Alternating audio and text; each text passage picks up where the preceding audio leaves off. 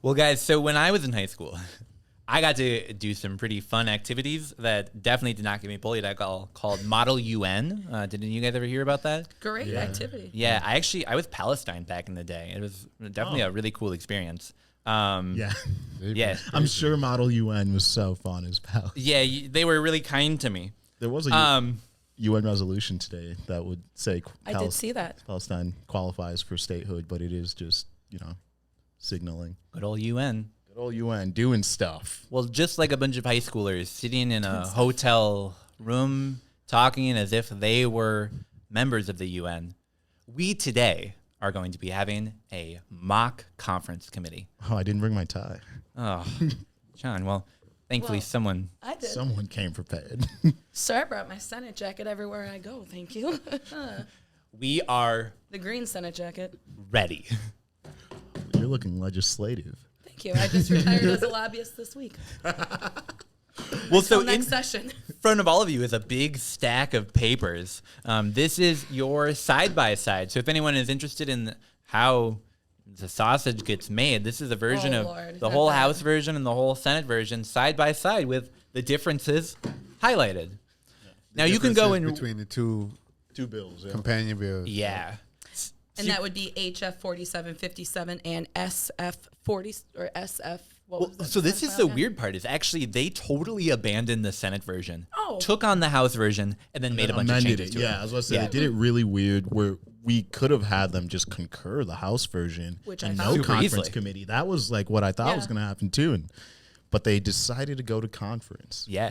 And some pretty interesting changes that we're going to be talking about today because, like you said, the bill's language up until a certain point was literally the exact same. Yeah. So these are all changes that have been adopted either by the House on the floor or by the Senate in committee or on the floor that we're going to be sort of digging into today. So in essence, you guys are all members of the conference committee, and we're going to go through and decide, do we like the House version or the Senate's version? Now, just like some general rules, because who doesn't love their rules? Conference committees can't technically come up with any new provisions. So even if we don't love the language in both of the versions, we're sort of having to pick what is the best version here. We can create like a compromise idea, but if it doesn't come originally from the House or the Senate version, it's ruled essentially not germane, wouldn't be allowed in the conference committee report. It would have to go back through all of these conferences and all this nonsense. So today we're going to be deciding which version do we like best. Let's jump in. So we're going to be talking through sort of in order. So for those playing along at home, we're going to be starting on page 16, a really interesting provision looking at who is a qualified medical patient here in Minnesota. Now, our program currently in Minnesota just allows for a list of here are the qualified conditions. If you have other things that cannabis might help, well, you got to petition the office to approve it. However, the House approved a provision that would allow any medical patient that has a condition that is approved by their patients or by their healthcare provider. So if their healthcare provider says your life could be improved or your medical condition could be treated by cannabis, you are a medical patient. The Senate's version does not include that. What are our thoughts? Yeah, the Senate version just simply says like if it's approved by the office. Mm-hmm. So I would say I would rather my doctor, approve those kind of things than the Office of Cannabis Management. Like, no shade, but they're a regulatory body, not my personal physician. Absolutely. I agree with that 100%. And I was actually listening in on the committee when the House file talking about this change was actually brought up. And I am all for it as a person who's tried to get on Minnesota's medical program, had to go to another state to get on a state program. And in that state, Michigan, that was what it was. I talked to the doctor. It was a 12-minute appointment, and I was on the cannabis program where I've been trying since, I think, 2011 to actually talk to my doctors like, hey, I use cannabis. And it was still such a stigma here in Minnesota at the time. So yeah, absolutely. Marcus, what are your thoughts on it? I mean, I don't think the people should need the officer's opinion or their doctor's opinion, like if they want to use cannabis for their health. But I guess if you're going through a medical company, the doctor is going to know more than the officer. Mm-hmm. Agreed. Yeah, totally. About your personal condition, because everybody's different. Mm-hmm. The office could have a list of conditions, but not even think about certain conditions. This is like a switch that they are bound to make in 3 to 5 years if it is just by the office. So like let's skip all that. Just do it now. Get it, patient, doctor, make your decision. House version. So as the prohibitionist on the panel, which I'm gonna hate doing, but one argument that we've heard is that we could see doctors approving cannabis for anything. I mean, we wouldn't want cannabis just like approved for It works for everything. anxiety or depression or sleep, right? Right. I mean, they knew in the 1800s and in the 1970s that cannabis it can treat like over 200 different conditions. Yeah, I learned they put it in the U.S. Pharmacopoeia. In like 1840, 1850, Absolutely. and they Yes, took they it out did. right before Prohibition, which is insane. Convenient. Yeah. All right. Well, you It's guys a convinced me. versatile healing plant. There's a cannabinoid for every condition. So we would include the house version in this. House version Our wins. bodies have an endocannabinoid system. Yeah, where's our gavels? I need a gavel, man. Talking out of order. Yeah. Yeah, there we go. I like that one better. All right, moving on. So now on page 37, so just the next page for you guys, but for those following along at home, flip to page 37. And we're going to be looking at what qualifies as a low potency hemp edible. Now here in Minnesota today, it allows for 5 milligrams of THC, 25 milligrams of CBD, and then when the rules go into effect, when the rules go into effect, 25 milligrams of CBD, 25 milligrams of CBG, and 0.5 milligrams of all other cannabinoids. Now, the House version did include language that expanded that to include CBN and also CBC. Still Wonderful. caps all other cannabinoids at 0.5% milligrams, allowing perhaps for like full spectrum type, but not necessarily all cannabinoids being included. So we have to decide, do we like the House versions that expands what cannabinoids are allowed in low potency edibles, or do we like the Senate version that sort of keeps it the way it is today? House version. I mean, stop discriminating against some of the other cannabinoids Agreed. Yeah, I'll that are third not that. this so mainstream yet. I'll say House version is better because it's something, but it's Yeah. also like not even quite there yet with like what we know about cannabinoids and what's psychoactive and what isn't. I think, it's a good start.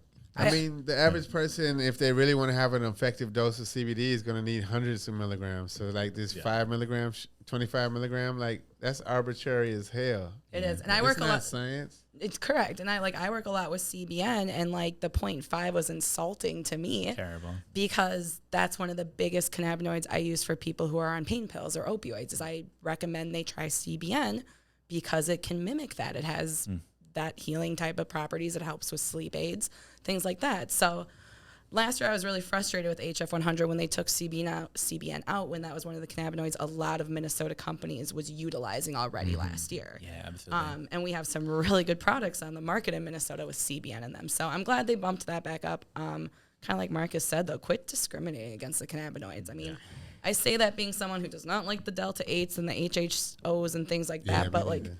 I mean, the CBCs, the CBGs, the CBNs, the things that have shown to have some health benefits, let them be. Yeah. Let them live. Yeah, could not agree more. Absolutely. All right, so we're going to go with the House version and hope that we get an expanded bill 2 for the in the House. future. Good old House. All right, moving on now to page number 48. Now, we talked about perhaps there being other cannabinoids that people might want to be using in their low potency hemp edible products. Under the law as it is today, that requires a statute change. Now, actually, our friend Jess Hansen introduced this component that would allow them to, the office itself, to designate other cannabinoids to be used in low potency edible products and would allow them to figure out what that appropriate dose would be. So it wouldn't require legislative change, actually requiring all lawmakers in the House and Senate and the governor to get on the same page, but instead just our regulators. The Senate's version includes none of that language. I And the see House that. is killing this. Big shout out Jess Hansen for this language. Rep Like, Hansen's a good representative. maybe the she does the best. job. She does the job. Yeah. Shout out to Representative Hansen. Yeah, I mean, I think this is such like a no-brainer inclusion. In what other world do we require a statutory change for like a minor regulatory, like, oh yeah, you can also include this cannabinoid. Like we've done research, we found that this one also helps. Here you go. Especially, again, going back to rescheduling. We're going to have so much Change. state-funded research into cannabinoids. We're going to probably be finding new ones every year, and we wouldn't want to be like, limiting our industry to There's like over the ones we know. 113. Wow, guys, we're flying through. This is like the fastest mock conference committee we've ever done. Shout out the Minnesota State House then. All right. You guys all think the House And version Senate. is just like so much better? I mean, so far. All right. Well, here we go. Let's check out the next they're version. like So- 90% the same thing. They are like 90% the same thing. Yeah. But now let's talk a little bit about some protections for medical patients. So under laws today, there's not actually possession allowances for med patients above personal cannabis possession. So you can have 2 ounces in public. Previously, med patients could have a 90-day supply on their person, whatever their doctor does said that mean? that was. Yeah, What does exactly. that mean? But now this would say, in essence, if this person has medical cannabis, that is, it has labels on them that says this is medical cannabis for them, that does not apply for possession limits, either at home or in public. So if this person goes to the store and says, hey, the best way for me to get my medical cannabis is to buy a pound of cannabis. That's just sort of the best system for me. My doctor says this is how I need to be using it. This would allow a med patient to do that. The House version actually includes no language around that. So this is the Senate change, you're saying? Yes, this is 51 and 52 is the page that we're at. So this whole highlighted section on We didn't the... move along, you guys were behind Tanner. Yeah, sorry. So this is where it sort of says that right on that bottom where it's underlined, it said the possession limits do not apply to persons enrolled in the medical program if the person's cannabis includes patient-specific labeling. Now, it is sort of unfortunate. It does need to be cannabis purchased through a legally regulated medical cannabis source. So like if you had a caregiver growing for you, this wouldn't necessarily apply protect for you because you don't have a sticker that you can be attaching that applies under those rules. As of right now, Can't you kind just of the do med it the programs. way liquor stores do with the THC drinks right now? They just put a little sticker that says this product does not solve any sort of medical, but like do it in not the same type of sticker, but just like a sticker that's like medical. So the products provisions on and what is on caregiver there number. are really specific. It would have to include also what your dosage is as approved by your doctor. So they need like a pharmacy, like Yeah, there's like a that's- specific provisions to like if you go and look at sections 342.51, which we don't have printed off. I apologize, guys. Just but pretend. but those are the rules in there we go. Thanks for nodding. Those are the rules in essence that require people to have these stickers on any medical cannabis product and would say that this possession limit raise only applies to those bought through a regulated method, which maybe 10 years from now might not be a huge issue, but as of right now, I would say is a pretty caregivers who big get deal. their stuff together really fast and listen to us perhaps Yeah, and see that like this is a good way to get their patients to have their extended limit that they're legally allowed to. Well, I kind of fell underneath this in Michigan as a med patient. Now if I go and I buy bulk from a med shop, if I take advantage of one of their like 4 for 100 concentrate deals, 4 grams for 100, whatever it may be, they print off a sticker with my full name on it. Kayla Denise Fearing. Now you guys all know my name. Right across. We'll bleep it. Yeah, I don't even care. Right across on my product, where I've actually had friends kind of laugh when they've seen like my packaging in my living room, like, oh, they put your full name on blast. And I'm like, they do, because then if I was pulled over, if I was stopped in any way, shape, or form, I could say, hey, it's all registered to me. Like, I bought this myself. So this is interesting. I'm not mad at it. I'm kind of neutral on this. Right. I'm a little neutral on it personally, because it didn't really do much for me as a patient. Yeah. But I never ran into the situation either where I would hope that our, say, law enforcement, however this would protect someone, is getting more lenient towards cannabis rather than like we're going to crack down and make sure your name is labeled on every single product. And that's where I feel like these Yeah. protections are another like start. Yeah. Where it's like, okay, you can have more because you're medical, but you need the sticker. Soon it's going to be like, yeah, you can have more, but it needs to be in like this kind of bag. Yes. Hopefully it keeps going because I'm down to play the guardrail game if we have to play the guardrail game, because I feel like anyone who's been in the legacy market knows the guardrail game and how to play it per se. Absolutely. Well, and I think this is sort of the I'm reason not that I sure put what those. the guardrail game means. it's like how Minnesota is so careful Yeah, you with try every to find step. little. Like, they need all the protections. You can't have a dispensary 100 feet by a daycare because you don't want to expose children, but you can have it 100 feet next to an adult daycare or something. I don't know. Yeah, Well, It's that's like not an they example. put in all these little rules. It's like pointless guardrails. Yeah, Yeah, it's just a bunch of arbitrary bullshit. absolutely. Yeah, I think it's no better expressed that during a draft version of the bill, it didn't allow it within 100 feet of a church. And it's like, That was the example I was going Okay. to originally use, which is like, Okay. adults go to church. Why can't there be a dispensary next to the church? My God smoked cannabis. I don't know about yours. I get my weed from God. You did say that. He did mention that earlier. God You know is what? his I never caregiver. wanted to be a medical patient. No offense to medical patients, but yeah, I feel you, I don't want Marcus. to jump through a bunch of hoops and fill out a bunch of forms. For sure. And yeah. That was a huge difference for me being No a Minnesotan offense. using a different state's medical program was seeing the difference between the two programs. Like I switched healthcare systems from Alina to Health Partners because Alina would not hear me out on cannabis. I go to Michigan and they're like 12 minutes on a Zoom call. They're like, here's your med card, go shopping. So it's I just two respect it, differences. but yeah, fuck. I just want to buy. We should do an episode sometime because I'm a med patient here in Minnesota. And we could talk about We sort of the should. differences between our programs and how I haven't bought medical cannabis through our program since the day I enrolled. Cause And I still drive 6 hours too yeah, and smoke it should all also. in Michigan. all and then in come Michigan. home. Yeah, exactly. It'd be fun to just compare our That's so set funny. rules after this year to Michigan, Illinois. And just Yes. like For sure. see where we are. Future episode of Northern Lights. Yes. But before we can get there, we got to decide: do we want the House version, which includes no protections for patients, or the Senate version that includes limited protections for patients? You know, I'm going to give Senate. I'm going to give Senate the vote on this one personally. All right. I think Senate gets this one. Yeah. I echo that. There we go. I think not far enough, but at least It's the worst gavel ever. good step. Representative, could you please stop being so violent with the gavel? So you're gonna break the gavel. Native Care, we may need a new mug after this. It's a good cap. All right. Well, so now let's talk a little bit about some of the licenses. Now, we've talked a lot about what pre-approval looks like here in our potentially would look like here in our med program. We're not going to spend a ton of time talking about like the actual rules of what pre-approval would look like, but I do want to spend a minute looking at what the numbers around pre-approved licenses should look like. So if we all flip to page 57, you'll notice that we have the House laying out how many licenses we should have of each type. You guys can also look at your beautiful summary here that makes it a little bit clearer to see. But in essence, we have the House saying we should have, in pre-approval, 100 micro licenses, 25 meso licenses, 13 cultivator licenses, 6 manufacturer licenses, 50 retailer licenses, 20 wholesaler licenses, 20 transporter licenses, 50 testing licenses, and 10 delivery licenses.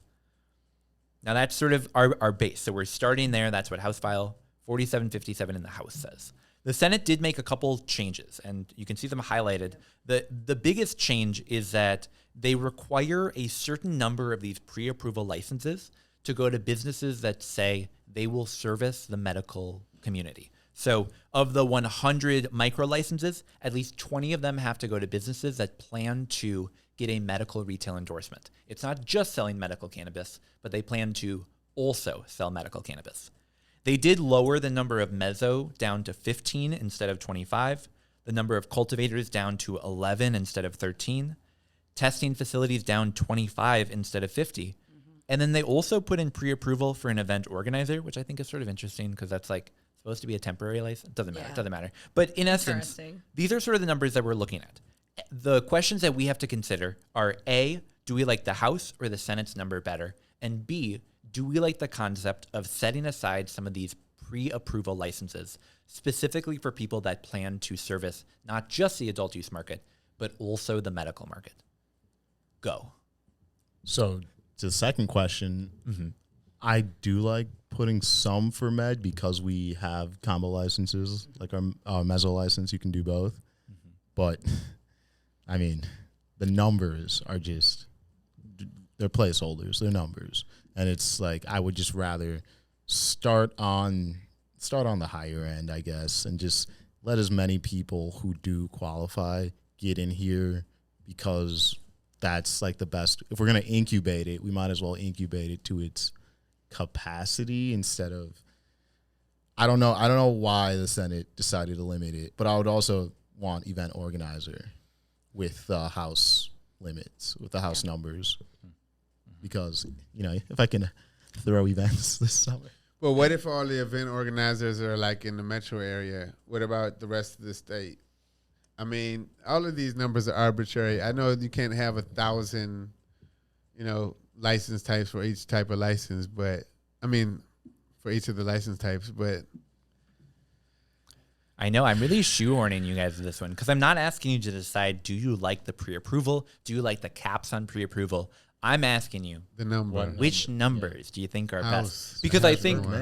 House has more. yeah, the House does allow for more. The Senate caps a little bit, but has that earmark for med. Yeah. We can vote to include, we can take blend the med. language. I mean, all the cannabis is the same. All the cannabis is the same. Thank you. You don't have to buy it from a medical shop to get the same product. Like, It is literally the same, just a different license. Maddening. And that's kind of why I'm being quiet over here on this one, because the license topic is a tough topic. It's a for tough me. one. Yeah. It's so tough for me from working in a state and working at a shop that had both licenses, and then working for one store that dropped their medical license, and then one that was fighting for a medical license after they went rec. Yeah, I think the more numbers, the better. These are rookie numbers to me. Yeah. but this gotta is get the just numbers pre-approval. Yeah, This is this not is going to be the pre-approval. total number of For sure. licenses. And We're going to get to that. I feel like later. so many people have been involved though already, where this pre-approval is going to freak a lot of business owners out that are going for that license.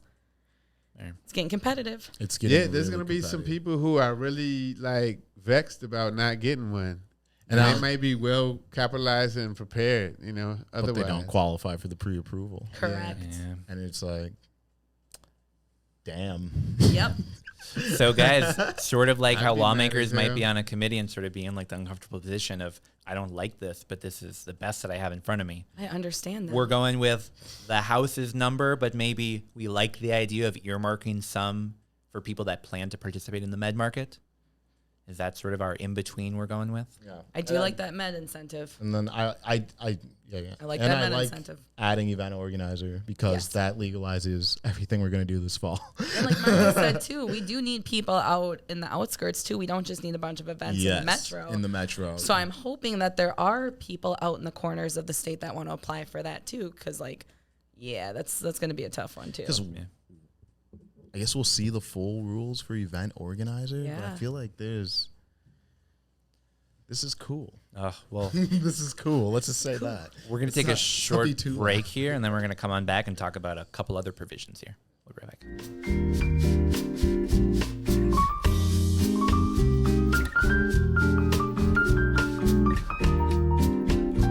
All right, and we're back. So, guys, we're still in conference committee here. We got a couple other provisions to look at. Jumping right along to not at all a controversial one, we're looking at the definition of a social equity applicant here in Minnesota. Now, the House version does make a couple changes to who's included as a social equity applicant, but in general sort of keeps it the same. It expands it to all military veterans, not just those that were discharged for cannabis. It defines what an emerging farmer is, but in essence, it sort of keeps the rules the same as they were under the last bill. The Senate's version had an added provision in it, in that any, quote, business that is a woman who operates a women-owned business, as defined in economic statutes, is a social equity applicant. Do we feel as though women-operated businesses should qualify as social equity applicants here in Minnesota? Again, not at all controversial. Who wants to take that one first? I'm biased as a woman that I think yes. There we go. So we got one yes. This one is super interesting because I think it forces a discussion of like what is social equity in this bill and what are the outcomes we want from social equity, because like with this change we're essentially saying half of Minnesota qualify as social equity applicants. That's Yeah. fair. So I'm going to play the role of not the right place or time. I'm not saying that that's my actual opinion, but I want to at least make this argument and we can sort of talk about this idea, because this isn't something that we're like, hey, let's go ahead and bash women-owned businesses. No. Not at all what we're trying to do here, but we do want to have a discussion that people in this conference committee they'll have to have over the next couple of days. Correct. So, John, I think the point that you made is really prudent. What do we want to accomplish with social equity in this bill?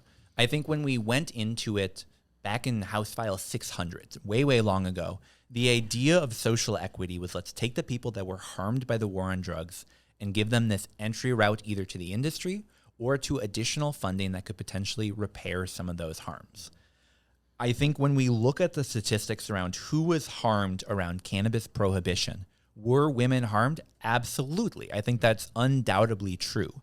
Were women harmed statistically more than other populations that were not included in this provision? For example, BIPOC individuals do not qualify as social equity applicants, even though statistically speaking, much higher arrest rates.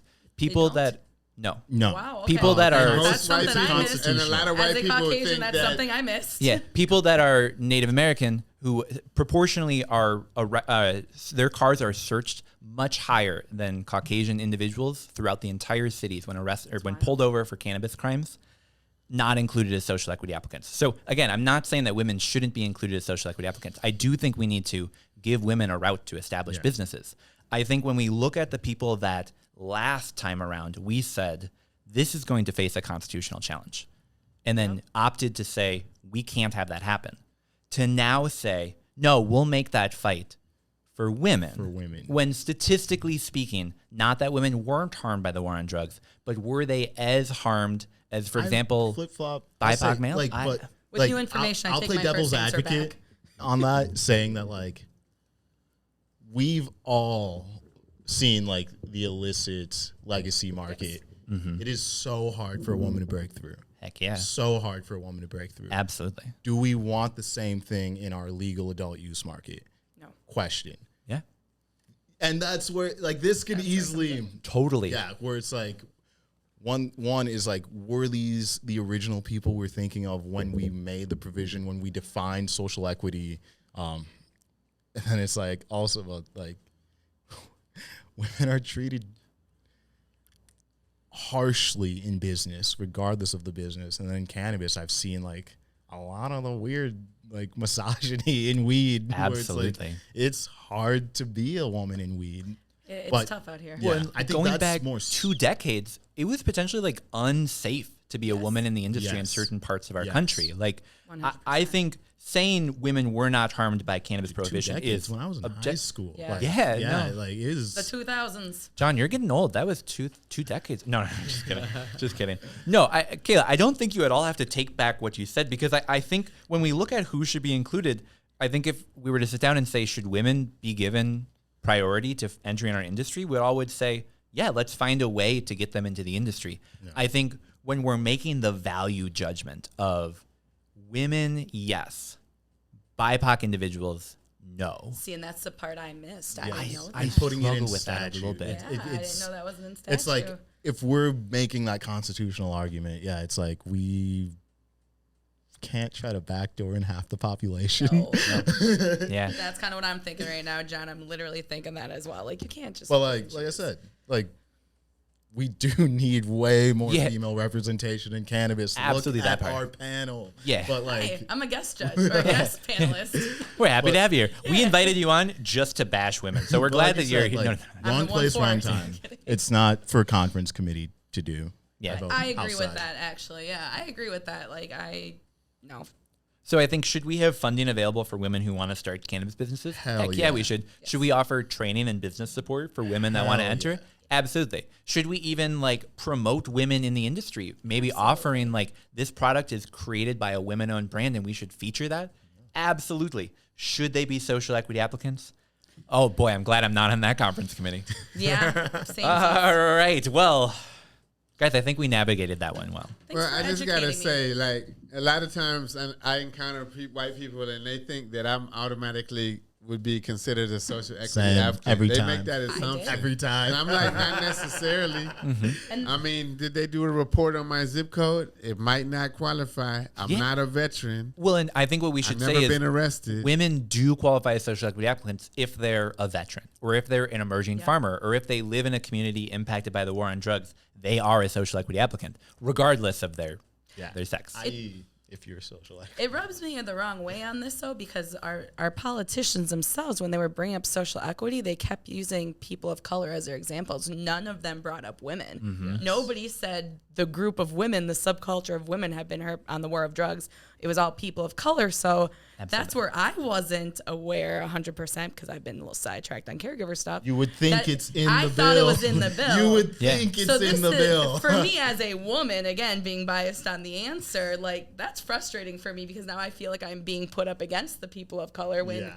I was it's never like- used as an I wouldn't example the look last at year it and a you half. being put up against people of color, but I mean the Well, reality they're making is the value jump. Yeah, Yeah. the value of it. When they've been selling this to the politicians who are anti-cannabis, they've been like, think of the people of color, think of the people of color. Now, you guys aren't included in this? Yeah, I mean, That's the a little whole thing was frustrating they as used a that white girl. argument about the racial disparities in arrests to say this is why we need need to to end do this. prohibition. Yeah. Yes, Yeah. But which they is didn't frustrating, say though. this is how we're going to make it right Yeah. by like putting racial equity as a at the forefront of legalization. Yeah. So I think we all can agree we need to be working more as a community, as a state, through Yes. legislation, through just like community action to make sure that women have a place in our industry here in the state. I think when we look at our conference committee report that we want to pass on to the full floor, do we want this provision included this year? I think I would vote no. Yeah, I'd agree with you on that. I would reluctantly vote no too because I do understand that the cannabis industry women are underrepresented, you know, and I'm all about like the equity, Yeah. all across the Me too. spectrum. Yeah.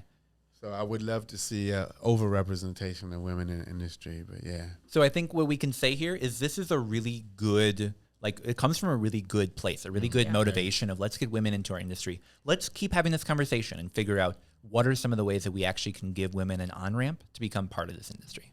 Yeah, how can you go around that social equity definition, like to within the OCM to prioritize women getting licenses and black people getting licenses? Well, and like imagine not like a only, Can Train funded program that goes to like BIPOC colleges and goes to like women organizations at colleges to say, hey, you actually have a role in this industry and we can help you get there. Help you jump in. Yeah, Such a please. no-brainer. I really, really hope something like I mean, that the pops up. people looking at the licenses, they should have a culture within the OCM that like, yeah, I like this one. All right. Well, let's move on to another right reason. not at all controversial one. You guys can see that we sort of put some of the bad ones for the end. So we're going to be talking about total license caps. Now, these are not caps from that pre-approval process. This is looking at after we've had that rolled out.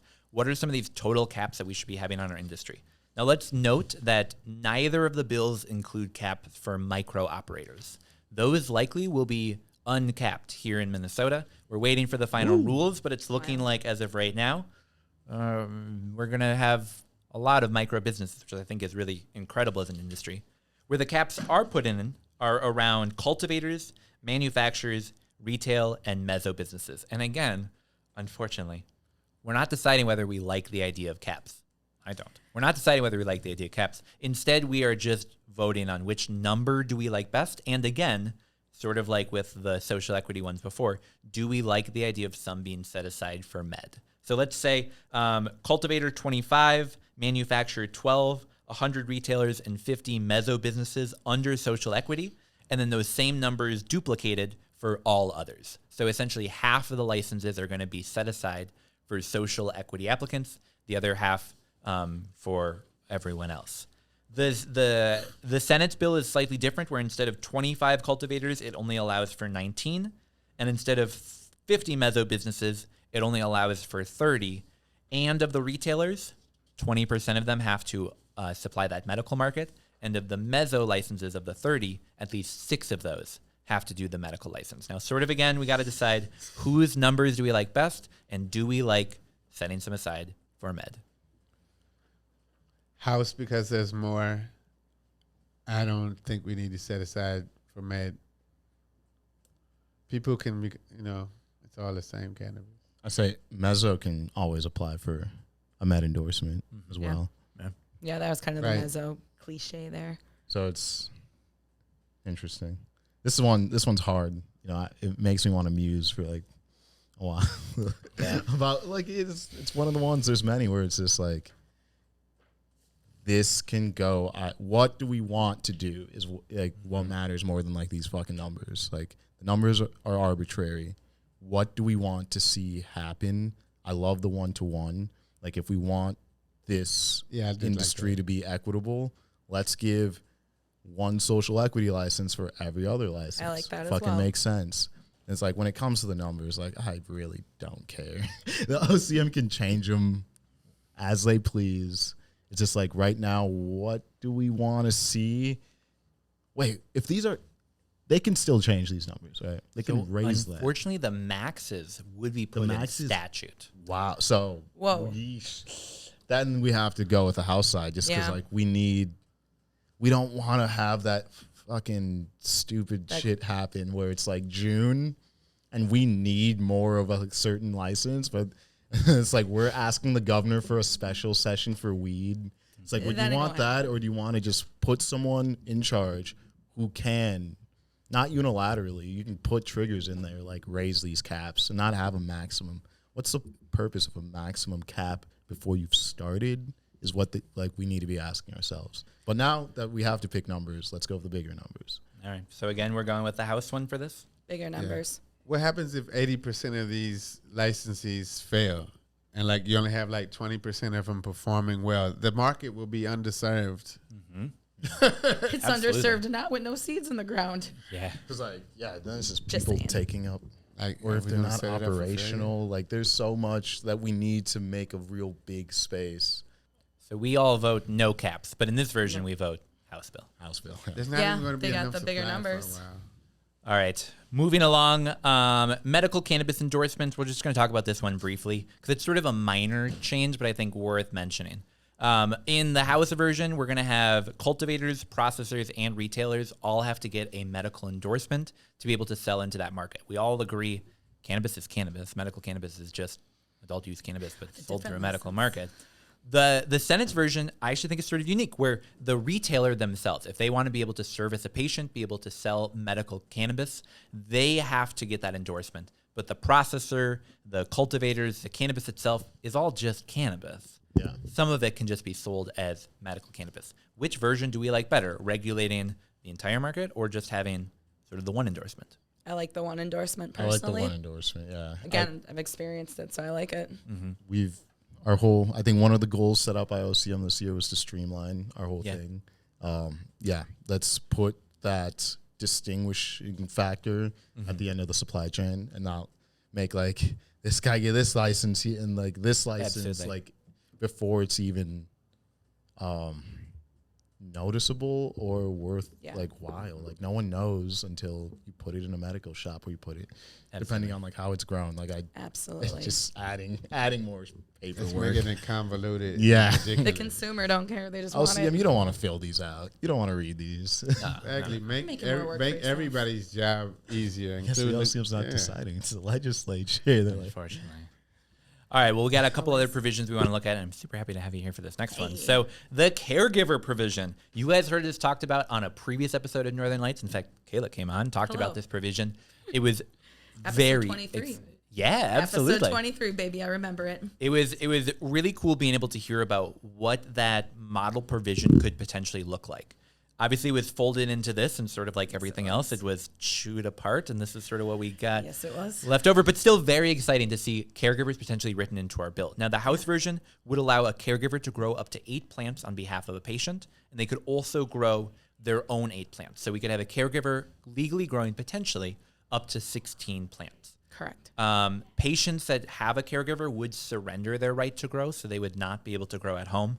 But at least we would see potentially some med patients being able to work with caregivers to say, I'm not going to grow, and I really need someone to. Yep. Can you work with me? The Senate's version didn't include that at all. Nothing. Kayla, what are your thoughts on this? This is where I'm a retired lobbyist now. So I'm happy that we got it in HF 4757. That was a really cool move of Rep. Stevenson. Even, I mean, going back and forth with him, it was really cool that he put it in there for us so we have something to work with. 16 plants, I feel like that's better than 4 plants for someone who's growing for their medical needs. A little frustrated with the Senate. I actually had Senator Fa, who's on the conference committee, reach out to me and become a co-author on the Senate version of it, kind of towards the end here. Fortunately, didn't get a hearing, but didn't get an amendment either. So I'm really hoping that in the conference committee this past week and now this week, that they can actually put a few changes in there.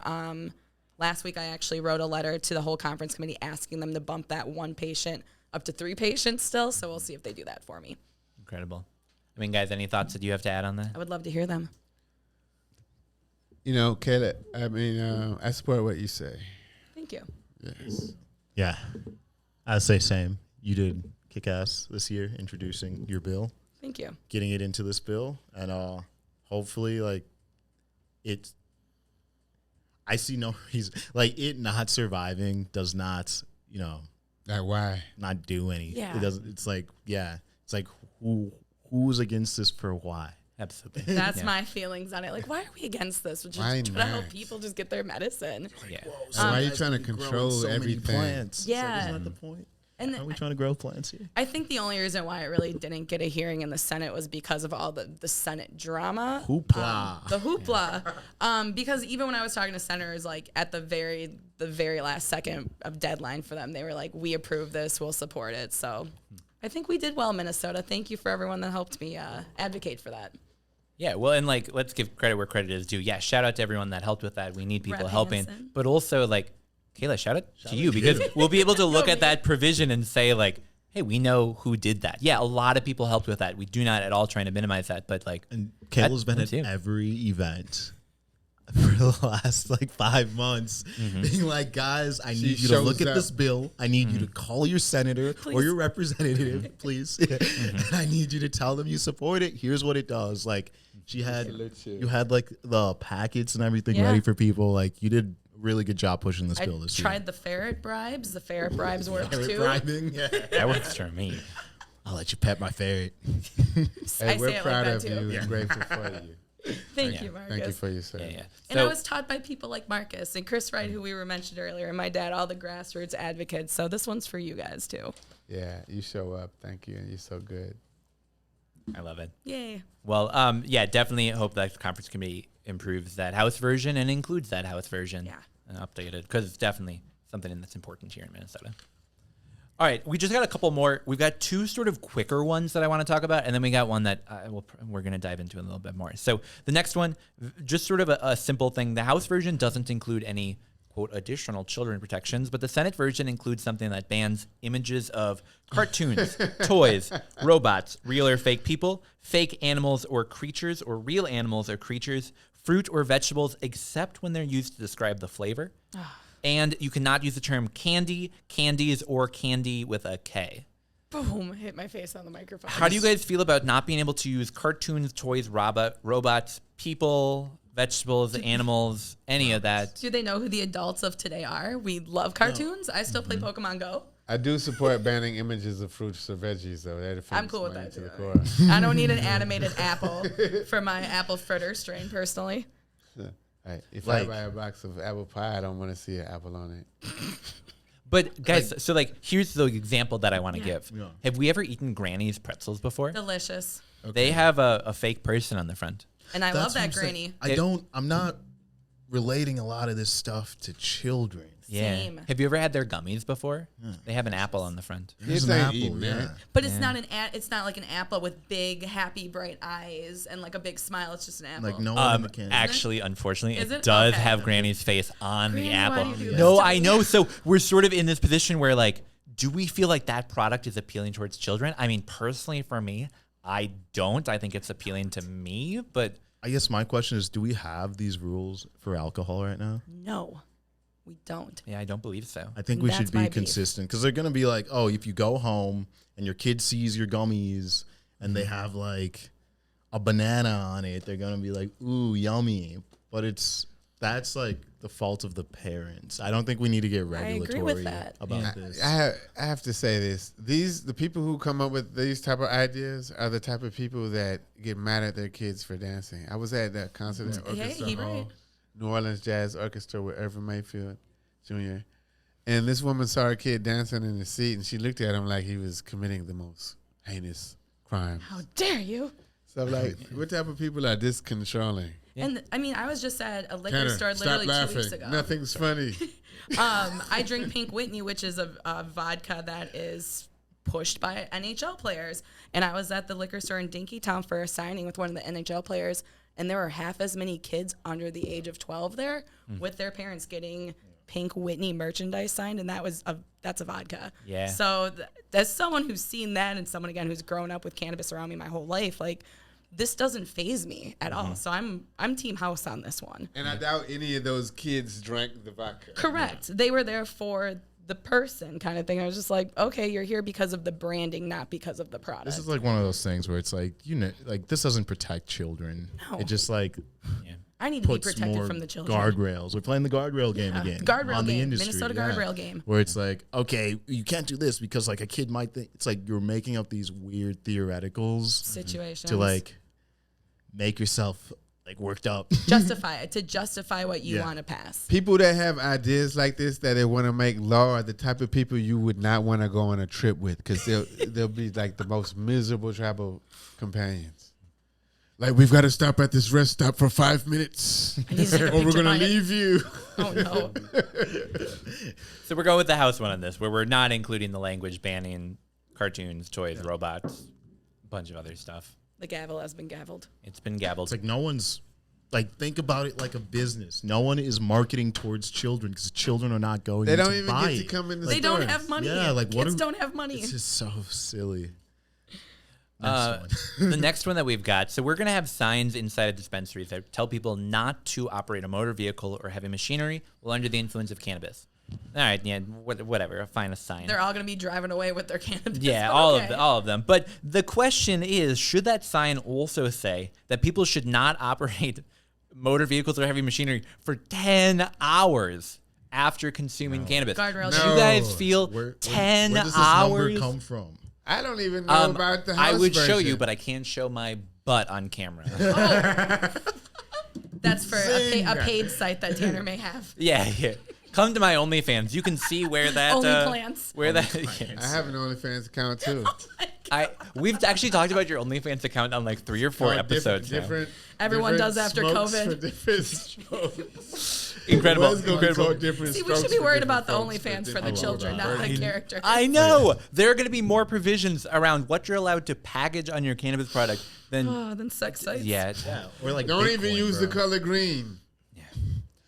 All right. Well, so This one, super silly. You know, it's a made up number that feels safe. Yeah. It's one of those things where we need to just let people must not operate a vehicle or heavy machinery while under the influence. Bang, skitty. We don't need to put like, who's enforcing that 10 hours? Like, why is the specificity needed for that? Is what I mean, the thing is, being under the influence of cannabis is not the same as being impaired. I mean, there's a lot of pharmaceutical drugs that people have in their system that would probably be considered borderline impairment. yeah, if you were to That get shit is not illegal. opioids, it tells you not to operate. It doesn't say don't operate for 12 hours after taking this. It just says be safe. Don't do it. Exactly.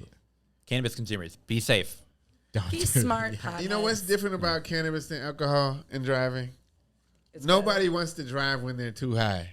You're going to find a lot of people who are too drunk who will drive, but you're not going to find somebody who, Not me. drive way too hard and had too many edibles that's going to start driving. No. They're going to want to pull the fuck over. They're going to be where they Too are. busy eat, snacking, or yeah. paint, Pick me up. I can't. or pet Or an go for a animal. walk instead of driving. Go take a nap. I'm like, oh, you got a dog? I don't want to drive anywhere. Like, This is well, my I had dog. 500 milligrams of edibles and I feel like I can drive just fine. Like, nobody's doing that.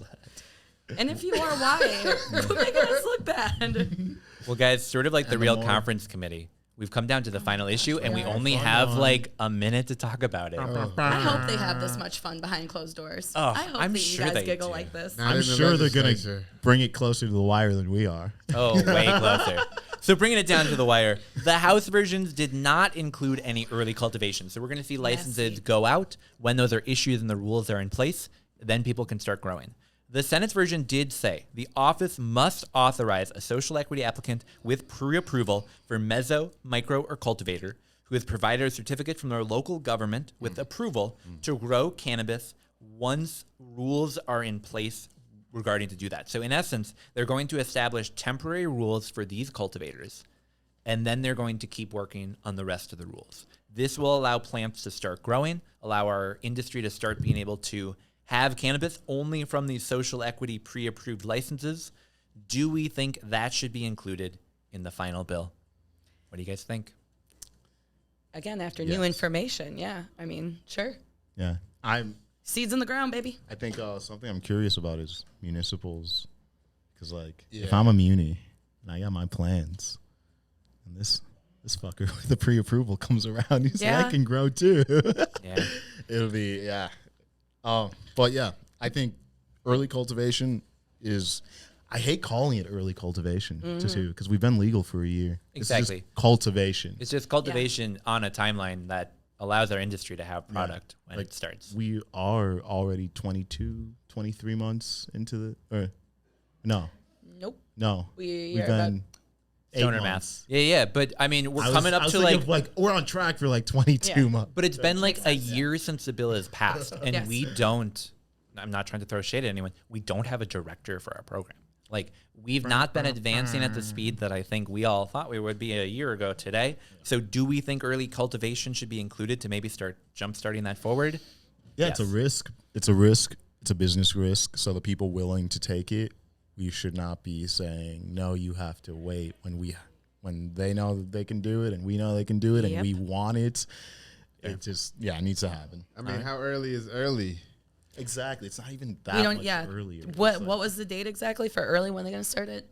We would see people starting to grow. Like, In essence, once they have that early license and approval from their local government, that approval needs to go out like end of the summer, so we could see seeds August, going in the September. ground Like August, August, September. yeah. Yeah. Okay. So if the average crop takes like 4 or 5 months, is that right? It's Hey, going to be grower ready a class couple person. months. Such a great question. Yeah, so Before- I mean, I think what I've heard is, let's say we have seeds in the ground like today, we're gonna need at least like 4 months to be able to have some sort of product that people can have, and that's assuming that everything goes right.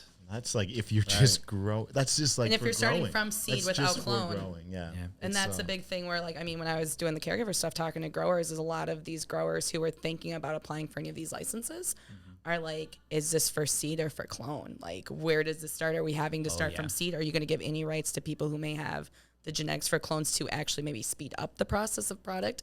But that wasn't considered. So, It looks like here, perhaps no. no. Well, this has been another mock conference committee.